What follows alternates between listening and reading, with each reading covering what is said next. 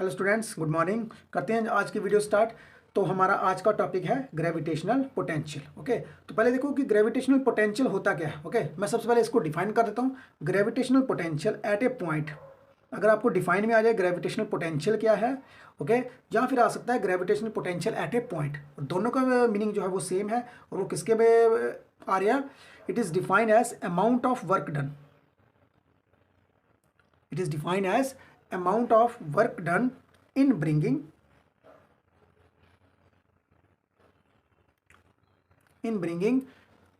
a unit mass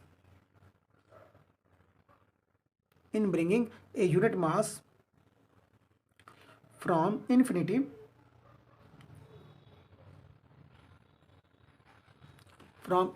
to that point, okay. तो इसको denote किससे करते हैं? It is denoted by v। Okay, और स्टूडेंट ये क्या है? ये आपकी स्केलर क्वांटिटी है and it is scalar quantity. Clear है? और b जो है, b किसके बराबर है? वर्क पर यूनिट मास। ओके, ये चीज देख लीजिए कि gravitational potential at A point, okay, gravitational potential at a point in a gravitational field, okay, is defined as the amount of work done in bringing a unit mass from infinity to that point। okay, clear है? और इसका जो dimensional formula है वो भी देख लो। Work, तो देखो वर्क का फार्मूला होता है आपके पास m/L2 और t-2, ओके, अपान m। तो जब आप इसको कंक्लूड करोगे तो ये कितना बन गया आपके पास? m0L2 t-2। ओके, यहाँ तक ये चीज़ क्लियर है? ओके, अच्छा, अब हम करते हैं इसकी डेरिवेशन स्टार्ट। ओके, एक्सप्रेशन देखो।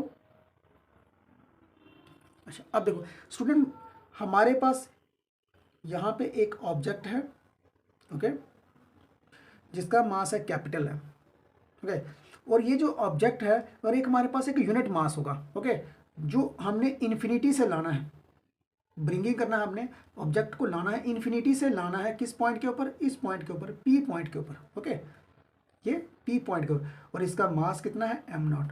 और अगर आप यहाँ से देखो, इन दोनों के बीच का जो डिस्टेंस है वो कितना है आपके पास? Small r। ओके, तो स्टूडेंट हमने यहाँ पे देखना है कि सबसे पहले नंबर पे क्या चीज़ हमारे पास नोट में आ रही है कि इन दोनों बॉडीज़ के बीच में फोर्स ऑफ अट्रैक्शन कितनी, पहले हम उसके बारे में निकालेंगे। ओके, तो जो ग्रेविटेशनल फोर्स होगा वो किसके बराबर है? gm। अब यूनिट मास है तो स्टूडेंट एक चीज़ और नोट कीजिए कि जो यूनिट मास होता है उसकी वैल्यू कितनी होती है? 1 के बराबर होती है। तो इन दोनों के बीच में जो ग्रेविटेशनल फोर्स होगी वो किसके बराबर होगी? gm 1 × r² के बराबर होगी। तो जब आप इसको कंक्लूड करोगे तो gm, तो जो gm होगा वो किसके बराबर होगा? gm अपान, सॉरी, जो f है gm अपान r²। ओके, इसको रखो आप इक्वेशन नंबर 1। ओके, यहाँ तक ये क्लियर है कि अभी मैंने सिर्फ सिंपली यहाँ पे एक न्यूटन्स लॉ ऑफ ग्रेविटेशन लगाया है कि दोनों के बीच में फोर्स ऑफ अट्रैक्शन कितनी आ रही है? एफ आ रही है, और वो किसके बराबर है? F is equal to gm upon r² के बराबर आ रही है। ओके, अच्छा, उसके बाद हम क्या करेंगे कि हमें स्टूडेंट टोटल वर्क डन निकालना है। तो हम क्या करेंगे, विद इन द फील्ड में हम इस पॉइंट को P से, हम इस पॉइंट को यहाँ पे लाते हैं जी, Q पॉइंट तक लाते हैं। ओके, तो मैंने कितना डिस्टेंस कवर किया है? स्मॉल डिस्टेंस कवर किया है, तो फिर मेरा वर्क डन कितना होगा? स्मॉल वर्क डन होगा। ओके, तो जो स्मॉल वर्क डन होगा वो किसके बराबर होगा? Force into displacement. ओके, तो जो स्मॉल वर्क डन है, आप इक्वेशन 1 को पुट कर दो, gm upon r² dot dr। Okay, अब हमने इसको क्या करना है? हमने इसको इंटीग्रेट करना है।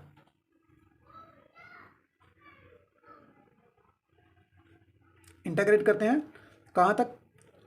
Up to the limit infinity to r तक। ओके, तो बोथ साइड इंटीग्रेट करो, dw is equal to infinity to r r² dr। तो जो कांस्टेंट टर्म है उनको बाहर निकाल लो, 1 अपान r² dr।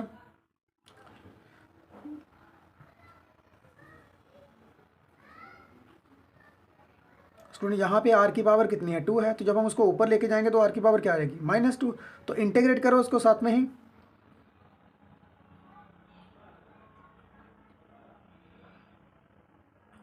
तो स्मॉल वर्क डन का आ गया आपका कंप्लीट वर्क डन, तो यहाँ पे EM, तो आर कितना बन गया आपका -1, और यहाँ पे भी -1 आ गया इन्फिनिटी से आर, तो -1 है तो माइनस का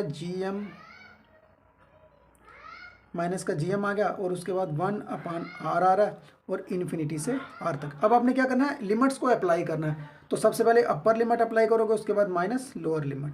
ओके, तो क्या आएगा -GM 1/r -1/इन्फिनिटी। ओके, तो स्टूडेंट यहाँ पे एक चीज़ नोट करके रखना कि 1/इन्फिनिटी जो है वो किसके बराबर होता है, 0 के बराबर होता है।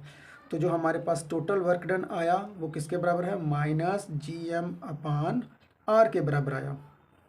ठीक, ओके, यहाँ तक ये चीज़ क्लियर है।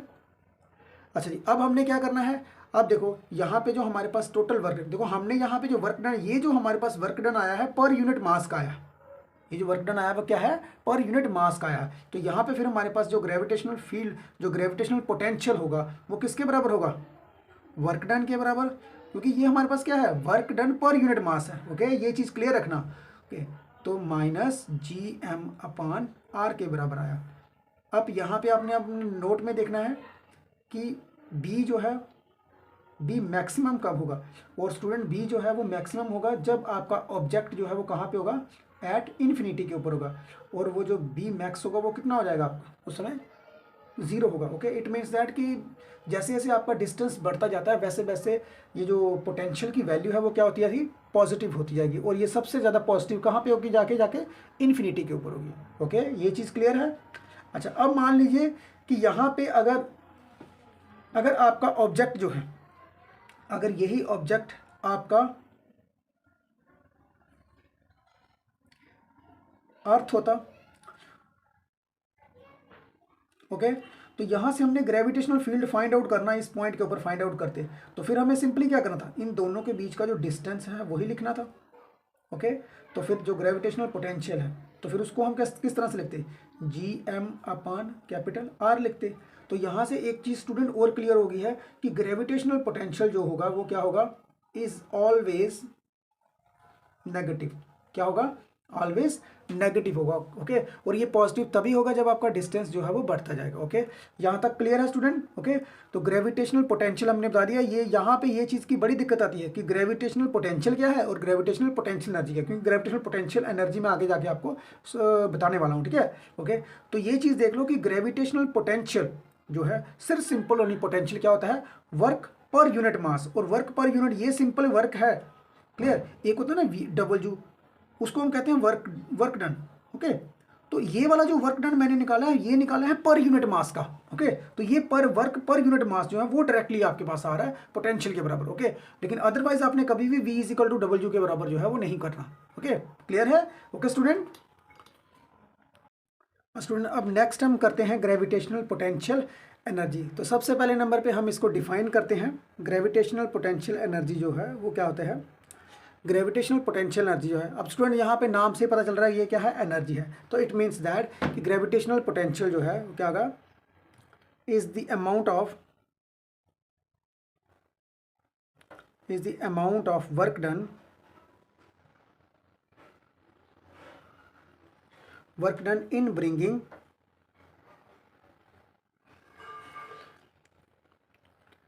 in bringing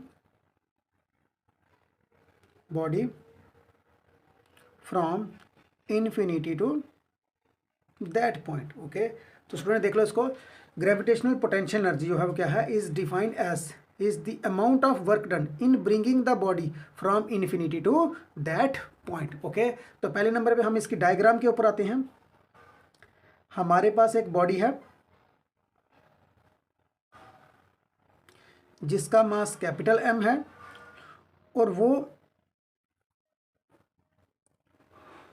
और ये पॉइंट आपके पास इन्फिनिटी है। इन्फिनिटी से मान लीजिए जी हमारे पास एक नेक्स्ट अनदर बॉडी होगी, तो वो बॉडी कहाँ पे होगी, इस पॉइंट के ऊपर होगी। ओके, क्लियर है। इस पॉइंट को हम मानते हैं C पॉइंट। ओके, अच्छा, अब सबसे पहले नंबर पे, अब इसको पहले लिख लेते हैं इसके बारे में।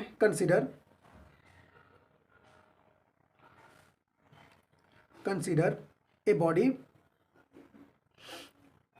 Of mass m be placed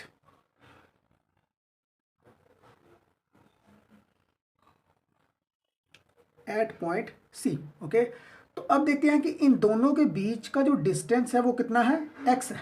okay, तो अब हम सबसे पहले नंबर पे इन दोनों पॉइंट्स के बीच में क्या निकालेंगे, ग्रेविटेशनल फोर्स निकालेंगे। ओके, तो in between the two bodies the gravitational force जो है वो कितना आएगा आपके पास यहाँ पे, F is equal to G capital M small m upon x square. Okay, तो स्टूडेंट इसको रख लो इक्वेशन नंबर 1। ओके, अच्छा, अब मान लो यहाँ से हम इस बॉडी को इन्फिनिटी से हमने, हमारे पास यहाँ पे पॉइंट है C पॉइंट। ओके, तो हमने इस इन्फिनिटी से इस पॉइंट ऑब्जेक्ट को लाया है कहाँ पे, इन्फिनिटी के ऊपर। क्लियर है। ओके, तो अब हम मानते हैं कि यहाँ से हमने इस स्मॉल डिस्प्लेसमेंट ली, ऑब्जेक्ट को B से हमने कहाँ पे लाया, C के ऊपर लाया, C से B पॉइंट के ऊपर लाया। क्लियर, तो यहाँ से मैंने डिस्टेंस कितना कवर किया है, स्मॉल डिस्प्लेसमेंट कवर किया है। ओके, लेकिन जो मुझे ग्रेविटेशनल पोटेंशियल एनर्जी निकालनी है ना, वो निकालनी है मुझे इस पॉइंट के ऊपर, इस पॉइंट के ऊपर, P पॉइंट के ऊपर। ओके, तो इस P पॉइंट तक का जो डिस्टेंस है वो है मेरे पास R। क्लियर। अच्छा, अब पहले नंबर पे हम पहले small work done find out कर लेते हैं। ओके, वे हमने जब B से C तक लेके आए तो स्मॉल वर्क डन हुआ, तो वो जो स्मॉल वर्क डन हुआ है वो कितना है आपका, small work done is equal to force into displacement. तो इसको यहाँ पे इक्वेशन 1 को पुट करो,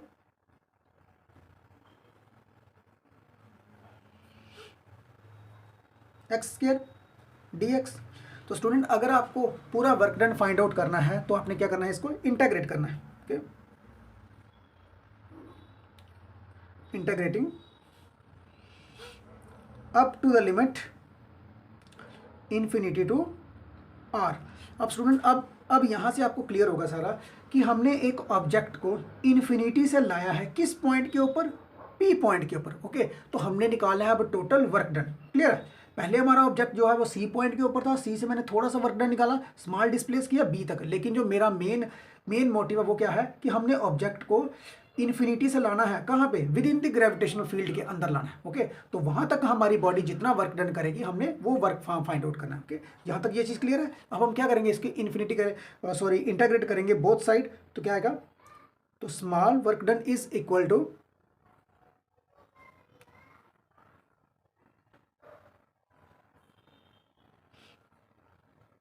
यहाँ तक ये क्लियर है। अब जो कांस्टेंट टर्म है उनको बाहर निकाल लो पहले से ही।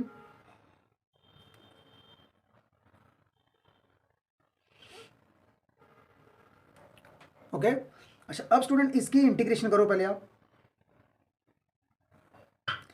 स्मॉल वर्क डन की जब इंटीग्रेट होगी तो वो क्या बचा हमारे पास, आएगा टोटल वर्क डन आ गया। तो टोटल वर्क डन में देखो अब इसको देखो, तो ये x का -2 है, तो जब ऊपर जाएगा तो -2 हो जाएगा। तो जब हम इसकी इंटीग्रेशन करेंगे तो +1 ऊपर भी और -2 + 1 ऊपर भी। ओके, तो इन्फिनिटी से R तक। ओके, तो स्मॉल वर्क डन जो है वो कितना होगा आपके पास, यहाँ पे कितना आ गया आपके पास, x की पावर -1 और यहाँ पे -1, तो इन्फिनिटी से R तक। तो W इज इक्वल टू